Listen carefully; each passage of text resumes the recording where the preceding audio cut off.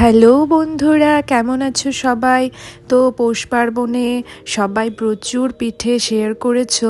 আমি তখন পোস্ট করিনি, কারণ আমার পিঠেগুলো কিন্তু তখন সবার মাঝে হারিয়েই যেত। তার জন্য ভাবলাম এখন অল্প অল্প করে পোস্ট করি।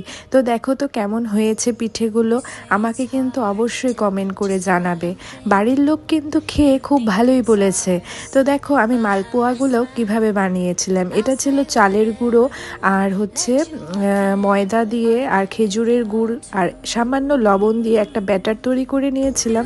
আর সেগুলো গরম গরম তেলের মধ্যে ছেড়ে দিতেই কি সুন্দর ফুলকো ফুলকো হয়ে একাই ফুলে যাচ্ছিল। তো দারুণ হয়েছিল কিন্তু দেখতে। আর বাড়ির সবাই খেয়েও কিন্তু খুব ভালোই বলেছে। তোমরা একটু সবাই প্লিজ কমেন্ট করে দিও কেমন হয়েছে পিঠেগুলো। দেখো সুন্দর করে সাজিয়েও নিয়েছি, আর একটু দেখো সুন্দর করে ভিডিও করে নিচ্ছি। দেখতে কিন্তু ভালোই হয়েছে। তো তোমরাও জানাও কেমন লেগেছে। Thank you for watching.